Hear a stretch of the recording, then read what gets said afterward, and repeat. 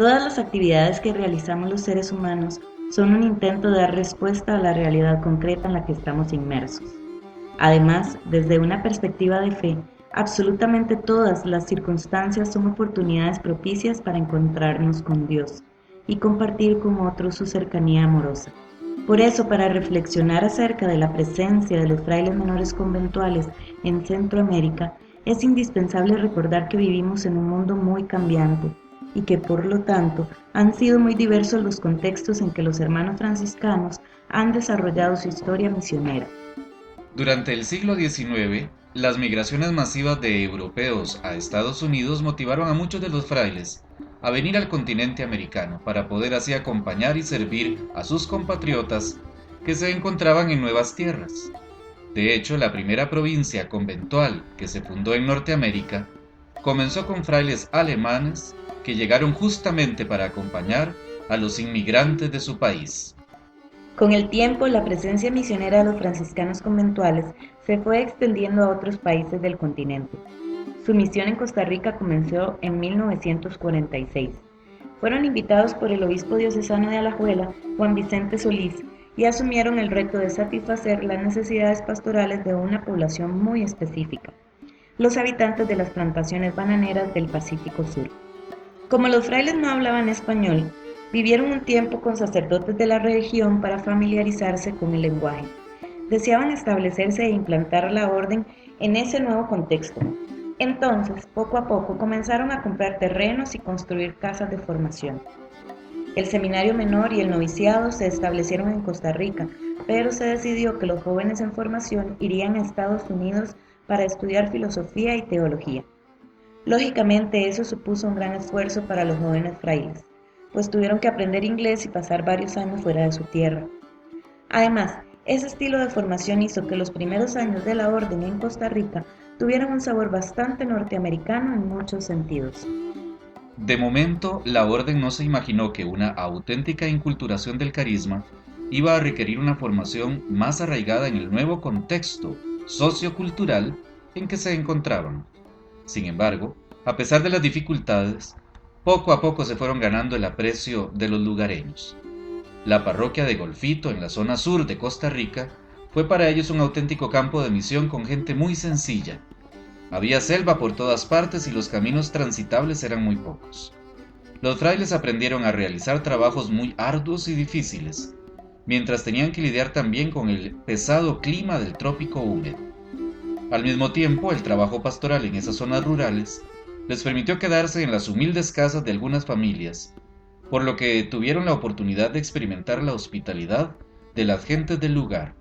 Esto permitió un mayor acercamiento a la realidad de las personas. 4 años después de haber fundado su misión, Víctor Manuel Sanabria, obispo diocesano de San José, les pidió a los frailes iniciar un colegio que fuera capaz de competir con tantos sistemas inspirados en modelos políticos liberales. La intención era ofrecer una educación bilingüe de calidad y al mismo tiempo una sólida formación cristiana. Fue así como los frailes decidieron alquilar una vivienda e inauguraron el Colegio San Francis el 20 de marzo de 1950. De este modo, la presencia misionera de los franciscanos menores conventuales en Costa Rica quedó consolidada en dos grandes áreas: la asistencia a parroquias rurales y la educación formal. Los frailes misioneros se convirtieron también en frailes educadores. La segunda etapa de la misión conventual estuvo profundamente marcada por los cambios que promovió el Concilio Vaticano II. Los frailes de aquel entonces se caracterizaron por una gran apertura a los cambios y asumieron muy libremente la responsabilidad de implementar en su nuevo contexto las decisiones del concilio.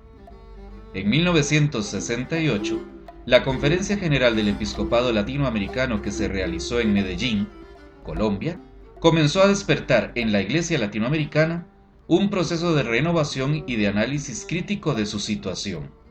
Fue así como los frailes cayeron en la cuenta de que sus candidatos necesitaban una formación filosófico-teológica mucho más latinoamericana.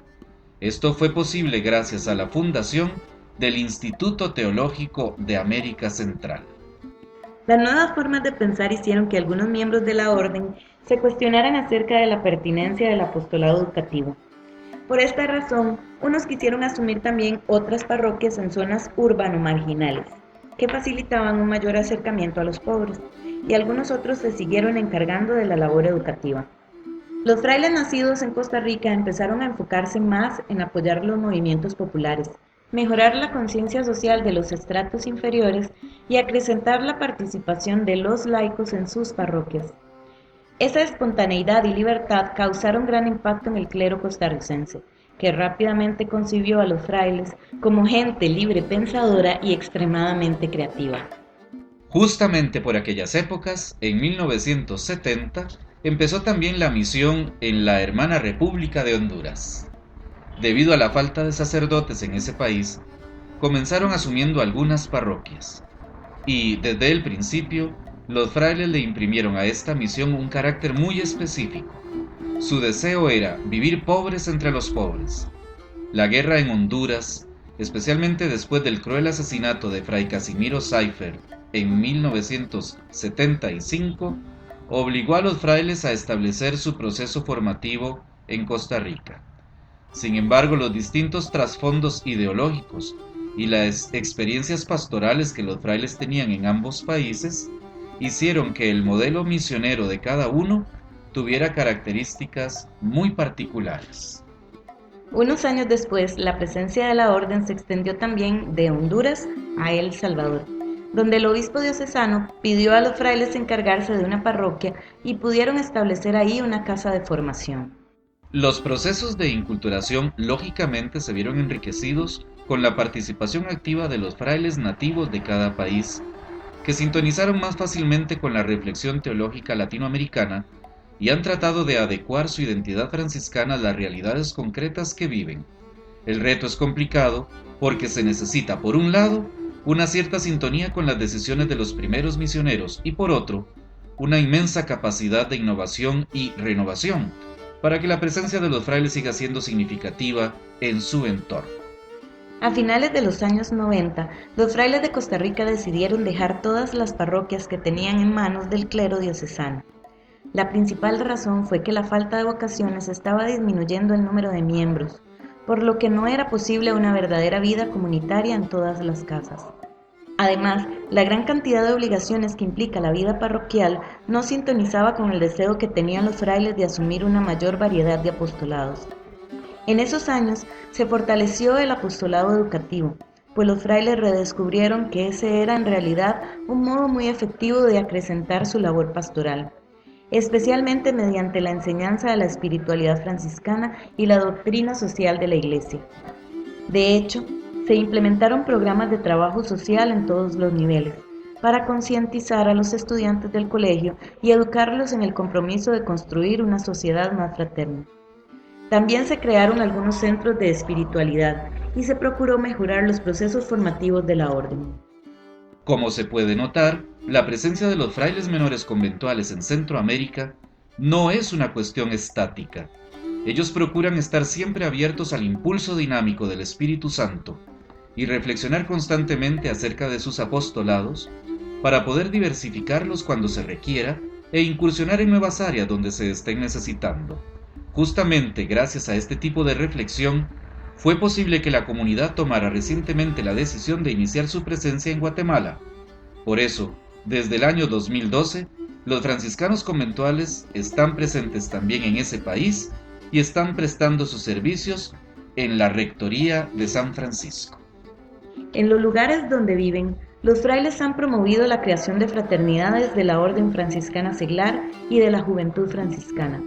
El compromiso social de la Orden ha sido siempre muy claro, pero los métodos utilizados en cada país han sido sumamente diversos. Esa diversidad a veces genera diferencias ideológicas con respecto a estilos de vida y orientación del trabajo pastoral, pero esa pluralidad no va en detrimento de su labor misionera, más bien es una enorme riqueza que los frailes valoran y aprecian. Por eso resulta tan provechoso que los frailes promuevan siempre un diálogo sincero, se atrevan a confrontar sus propias ideas y se dejen interpelar por las propuestas de los laicos que trabajan con ellos. En efecto, los franciscanos conventuales han dado siempre un especial énfasis al trabajo con el laicado, que se manifiesta en la creación de comunidades eclesiales de base, la constitución de grupos apostólicos, la organización de consejos pastorales y la colaboración laical en el apostolado educativo y parroquial. Y esta es una historia de nunca acabar. Constantemente los hermanos menores conventuales tratan de redefinir quiénes son y hacia dónde quieren ir. Son lo suficientemente sinceros como para admitir su debilidad y procuran abrir su corazón a todas las realidades que Dios va poniendo en su camino. Así, en su vida diaria, aceptan el reto de seguir viviendo en una continua conversión y seguir encarnando la espiritualidad franciscana en cada circunstancia. Por eso procuran que sus casas sean un lugar de encuentro para todos, un lugar donde se pueda experimentar el abrazo cariñoso de Dios a toda la humanidad.